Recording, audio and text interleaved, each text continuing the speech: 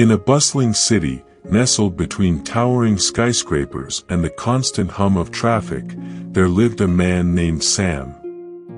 Sam was in his late 30s, had a comfortable job, and a nice apartment with all the modern conveniences one could wish for. On the surface, his life seemed like a textbook definition of success, but deep down, he felt a gnawing emptiness. Sam's observation of the world around him was telling. Despite the advances in technology, medicine, and the many opportunities life offered, there were so few truly happy people. People rushed through life, chasing promotions, material possessions, and the next big thing. They seemed trapped in a cycle of discontentment, always wanting more but never quite finding fulfillment. One day, as he wandered through a park, Sam stumbled upon an old sage, seated beneath a gnarled tree. The sage looked at Sam and said, "I see the questions in your eyes, young one. You seek happiness, but you question if it's achievable." Sam nodded, intrigued, and shared his observations about the world around him. The sage listened intently and then began to impart his teachings. The pursuit of happiness is indeed a universal quest, but often people seek it in the wrong places, the sage said. True happiness is not in the accumulation of wealth or material possessions. It's not in the pursuit of superficial pleasures. It resides within, waiting to be discovered. It is not a destination you reach through external achievements, the sage said. It is not a place to arrive at, but a state of being to cultivate within yourself. The pursuit of happiness becomes elusive when you look for it in the future, in possessions, or in other people's approval.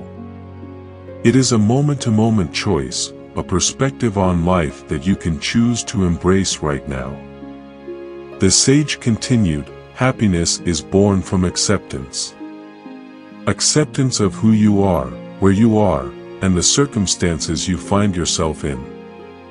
It is not about waiting for the perfect job, the ideal partner, or a grand revelation. It is about finding contentment in the present moment, regardless of what that moment may look like." Sam listened intently, absorbing the wisdom. He realized that the sage was right. He had spent so much of his life chasing external markers of success, thinking they would bring him happiness. The sage concluded, to find happiness in this modern world, one must cultivate gratitude, practice mindfulness, and foster deep connections with others. It's about treasuring the small moments, finding joy in simplicity, and being present in every experience. The sage shared that true happiness was rooted in the present moment. Happiness could be found in the simplest things, a shared smile, a heartfelt conversation, or the taste of a home-cooked meal. Sam left the park that day with a newfound sense of purpose. He began to practice the sage's teachings daily.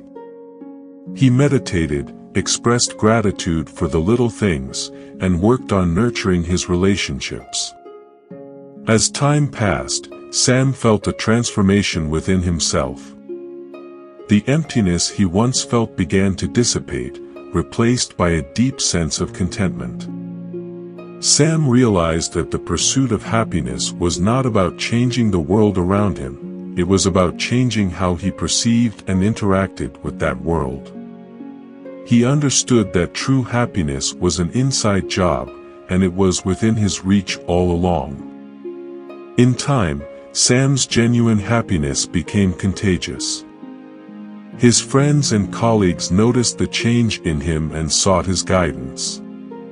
He became a beacon of wisdom, sharing the sage's teachings with those around him, and gradually, more and more people found the path to happiness in the modern world.